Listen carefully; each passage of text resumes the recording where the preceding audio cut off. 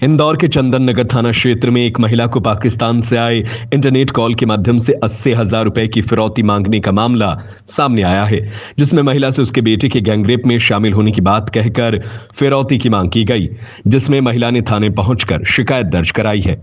दरअसल चंदन नगर थाना क्षेत्र के चांदमारी इलाके में रहने वाली एक महिला के द्वारा थाने पहुंचकर शिकायत दर्ज कराई गई है कि उसका बेटा काम के चलते घर के बाहर गया है, जो 2 दिन से नहीं लौटा है। वहीं उसके बेटे के संबंध में उसके पास पाकिस्तान के एक नंबर से इंटरनेट कॉल आया, जिसमें सामने वाले व्यक्ति ने उसके बेटे के गैंगरेप में शामिल होने की बात कहते हुए महिला से 80,000 रुपए की मांग की गई।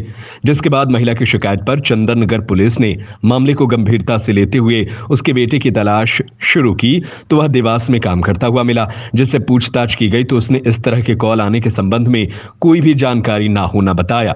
वहीं इस मामले में पुलिस ने फेक ऑडियो बनाए जाने की बात कही है। साथ ही पुलिस ने प्रकरण दर्ज कर जांच शुरू कर दी है। चंदननगर थाना क्षेत्र में जो फरियादियां हैं सुनीता, इनके द्वारा एक शिकायत की गई थी कि इनका बेटा जो निखिल है, जो कि 37 साल का है, ये घर से काम पर जाने का बोलकर निकला था, परंतु वो घर वापस नहीं लौटा।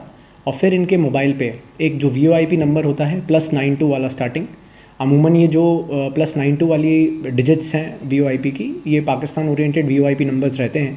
इससे इनको पहले एक कॉल आया। उस कॉल को जब इन्होंने पिक किया तो उसमें इनका ऐसा कहना है कि उसके द्वारा बताया गया कि भाई तुम्हारे लड़के को हमने एक आपराधिक प्रकरण में पकड़ा हुआ है, हम पुलिस से बोल रहे हैं।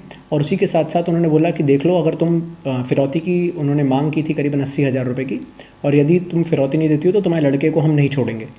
ऐसा करके महिला का कहना है कि उसके बाद उनको उनके बेटे की आवाज़ भी सुनाई दी, जिसमें वो गिड़गिड़ाता हुआ बोल रहा था कि इन लोगों को पैसे दे दीजिए, ये मुझे पकड़ के रखे हुए हैं। और उसके बाद फ़ोन कट हो जाता है। और उसके बाद महिला कई बार उस नंबर पे कॉल करने का प्रयास करती है, परंतु उस पर कॉल नहीं लग रहा है। उन्होंने मैसेजेस भी ड्रॉप किए और ये सब होने के बाद वो हमारे पास आई थी।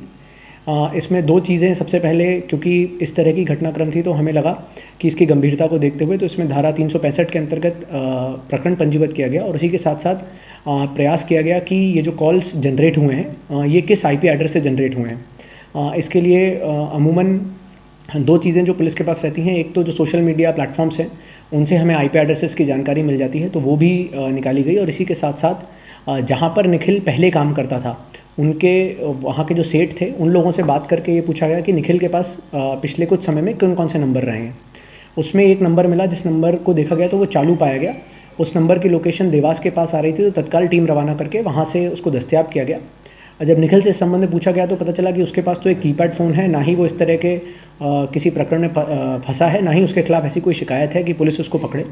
इसमें एक जो बड़ी चौंकाने वाली बात थी कि ना केवल ये VoIP नंबर्स जो हैं ये पाकिस्तान ओरिजिन वाले थे, परंतु इसी के साथ साथ जो DP लगी थी या जो अन्य डिटेल्स व्हाट्सएप पे शेयर होते हैं, उसमें एक पुलिस अधिकारी की फ़ोटो लगी हुई थी, जिससे मुझे लगता है कि उनकी मदर को बेवकूफ़ बनाने के लिए और उनसे फिरौती डिमांड करने के लिए इस्तेमाल किया गया होगा। इसी के साथ साथ क्योंकि महिला का कहना था कि उन्होंने अपने बच्चे की आवाज़ सुनी थी और निखिल ने बताया कि उसने ऐसी कोई भी रिकॉर्डिंग किसी को शेयर नहीं की है, तो मुझे लगता है कि आजकल जो एक अपराधियों के बीच में प्रचलित तरीका है कि डीप फेक ऐप्स का यूज़ करके डीप फेक में जो आपकी वॉइस है उसको ट्रांसलेट करके इस तरह से मॉड्यूलेट करते हैं कि पहचानने वाले को ऐसा लगता है कि एक्चुअली में वो सामने वाला वयस्क ही बोल रहा है, परंतु वो सॉफ्टवेयर जनरेटेड वॉइस होती है। सर, इसमें जो IP एड्रेस का जो एड्रेस निकला है उसमें कुछ जानकारी मिली है? इसमें कुछ जानकारियाँ अभी हमें व्हाट्सएप से प्राप्त हुई हैं, हम लोग उसको ट्रैक कर रहे हैं। इसी के साथ साथ हमने कुछ और जो हमारे IP ट्रैकिंग टूल्स होते हैं वो भी जनरेट करके इसमें लगा रखे हैं, तो मुझे लगता है जैसे ही उनमें कोई लैचिंग होगी हमें जानकारी मिलना शुरू हो जाएगी। युवक देवास में क्या कर रहा था सर? उसको मतलब घूमने गया था? नहीं, वो देवास में काम करने के ही सिलसिले में गया था और वहीं फैक्ट्री में काम कर रहा था, परंतु जो पिछले मालिक जिनके पास पहले काम करता था उनकी जगह की दूसरी जगह पर काम कर रहा था।